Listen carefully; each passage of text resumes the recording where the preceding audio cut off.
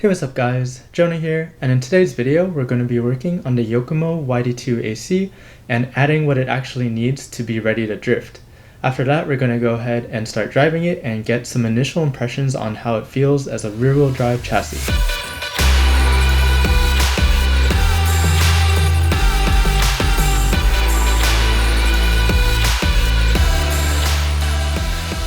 So in last week's video, we did an unboxing on the Yokomo YD-2AC, which is Yokomo's version of a ready-to-drift chassis.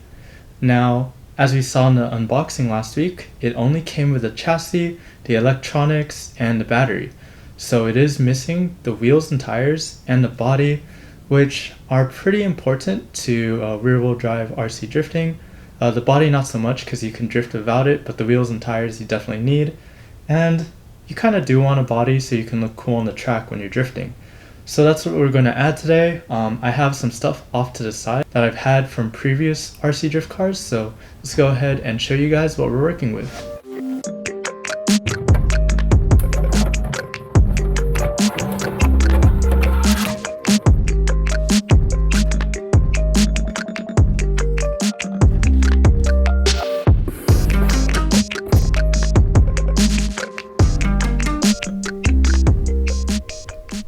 So this is what we're going to be pretty much working with to get the Yokomo YD-2AC up and running. We got the Yokomo S15 body and some TE37 wheels, which were actually from my old Yokomo Type B back in 2016 when I was drifting with it.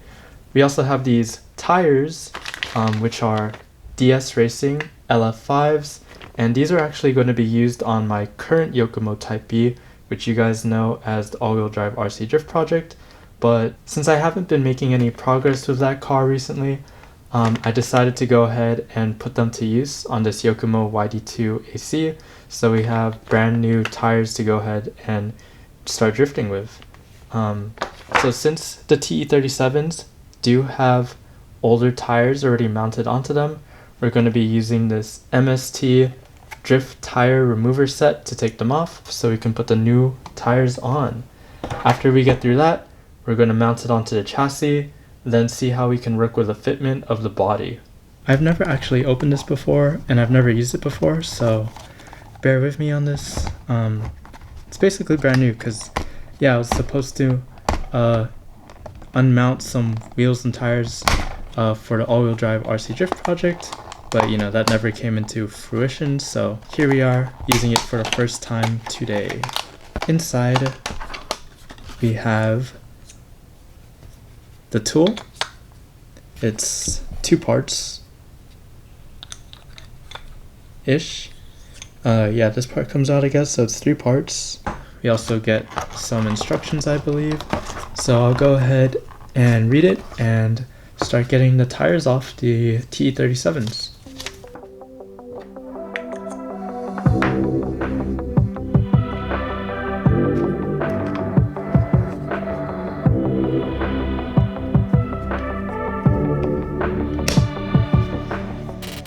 I think that's how I'm supposed to do it. The tire is off, kinda. Just have to get it. Oops. Just have to peel it more, I guess.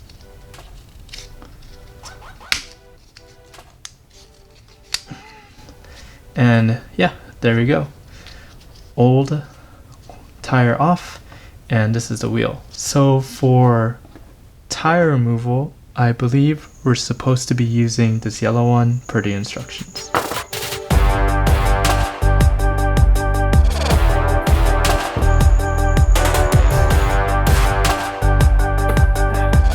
So last one.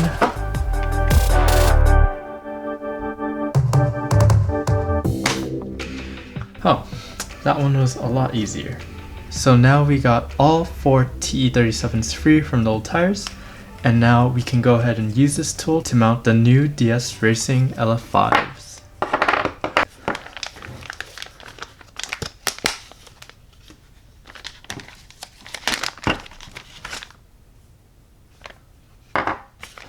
So these are the DS Racing LF5s, and they have some kind of foam insert inside, which is kind of cool because I've never actually seen these on drift tires, But then again, you know, I haven't bought new drift tires in forever, so this is kind of cool.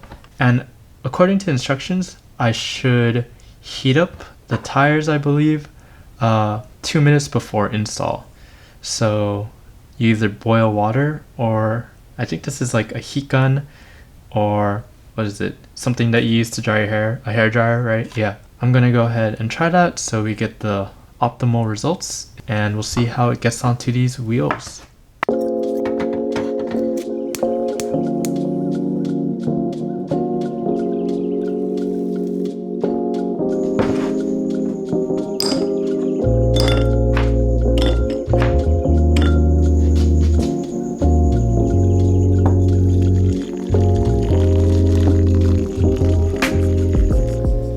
So one thing that I didn't mention, but I had to figure out on my own, was to take these wheel or whatever foam strips off of the tires while they're boiling, because these actually go ahead and mount onto the wheels. Some of you may already know this, but I didn't. I had to go ahead and Google what I should be doing with these. So while these boil for about 2 minutes, we're gonna go ahead and attach these onto the wheels, and then by the time we're done, I think these should be ready to get onto the wheels. Oh, that's hot. Straight as possible.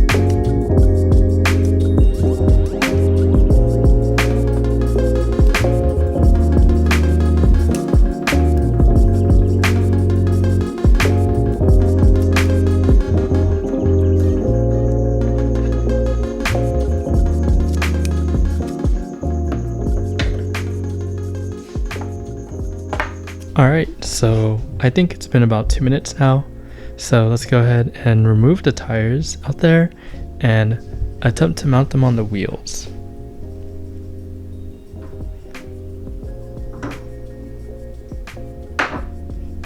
It's kind of hot. Alright, so to install the tires, I think we're going to use this black one, and how we're going to do it is we have this, then it says the tire, this expander thing just goes here, and the tire. So I guess we're just gonna push in and push this in as well.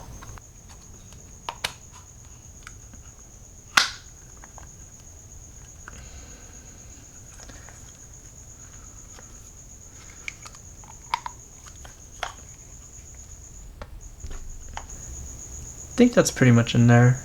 There is sort of some lip sticking out still, but I do like the way this looks. Let's go ahead and try the other ones.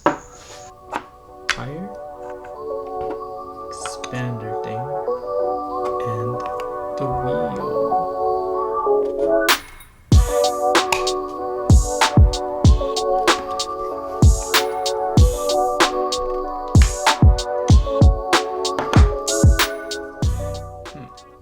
So I think I did this one a different way than I did the first way. I forgot what I did for the first way. I think it's opposite of what I did, because now I have a lip on the outside rather than the inside. Let's see if we can push that in. Okay, so I guess we kind of evened it out.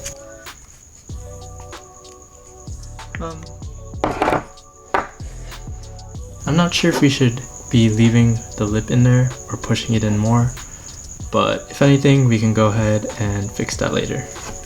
Alright, so now that we have all 4 of the wheels and tires mounted like so, we can go ahead and put them onto the chassis, then start messing with the body and trying to mount it to the car as well, and you know, see how the fitment works with these wheels and tires.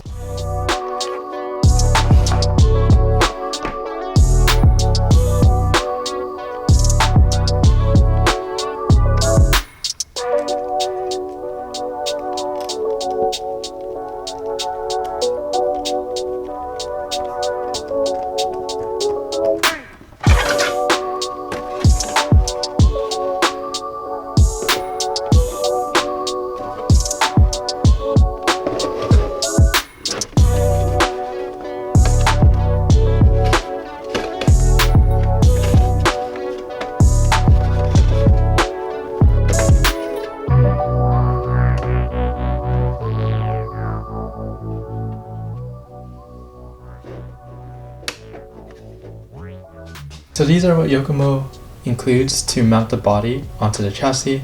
The body clips attach this to the body post, and this basically is what holds the body up, rather than just a body clip and then the body and then another body clip. It's going to be the body clip attached to one of these, which holds up the body, and then you have a body clip over the body to secure it. So that's what we're going to go ahead and attach.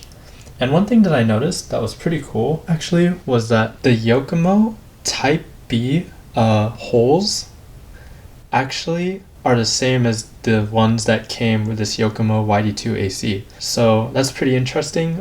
That's not something that I would have expected, that they kept the mounting positions the same. We'll go ahead and test it really quick with the all-wheel drive drift project body to see if that's actually a consistent statement.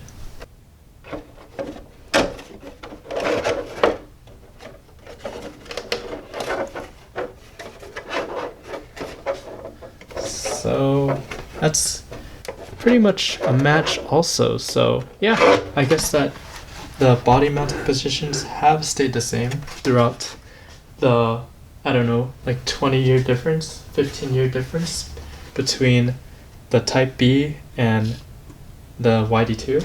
So that's pretty convenient. I don't have to drill any holes. Oh yeah, this is how the body, oh my gosh, it's raining. We interrupt this message for some rain. That is pretty unexpected actually. But yeah, this is how the car pretty much turned out.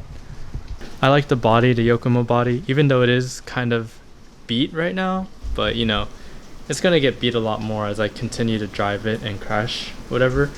I really did like how the TE37s came out with these tires, like how the tires flush with the lip of the wheel. It just gives it a really aggressive, like track car kind of look, and I really like the white lettering. That's pretty cool. The only thing is the fitment in the rear is kind of whack.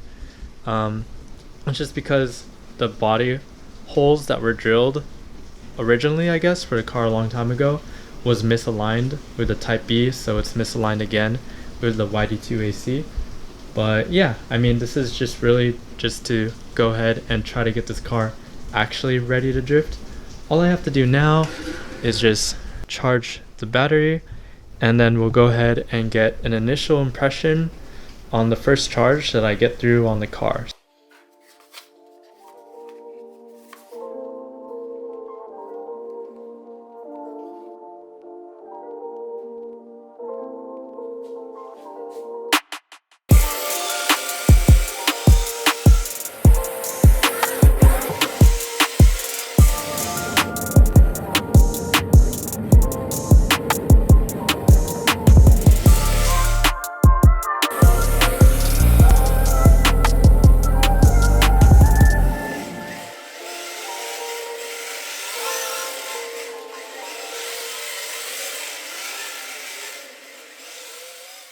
Alright, so that was drifting with the Yokomo YD-2AC, and to be honest with you guys, it was pretty rough trying to drive this car.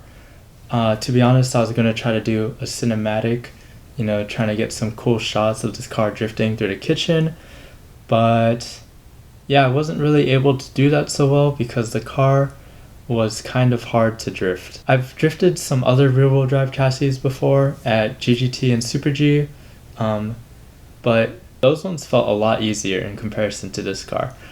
There's possible culprits for that because those chassis are tuned and, you know, driven by the drivers a lot, so it's hard to compare a model like this to models like those. Another possible culprit would be the tires and the surface combination. So these DS Racing LF5s are a pretty slippery tire, and they might be too slippery for the surface that I was driving them on. So that could have contributed to the car feeling sort of unstable. The last thing that I can think of as a possible culprit would be that I think the gyro was turned down because I did not feel the car try to catch itself in any of the slides like a gyro would be doing. all the steering inputs really just felt like they're coming from the controller, and yeah, it really felt like I was dealing with no gyro. So that's something that I will probably have to mess around with in some future videos, because we do have a gyro adjustment tool, so I'll probably have to crank that up to get somewhat a feeling of the gyro. But anyways, that's pretty much everything that I have for today's video. It's like 2 a.m. right now, so I'm gonna head to sleep and stuff. So yeah, I mean, we'll see this in future videos, so hopefully I'll catch you guys next time.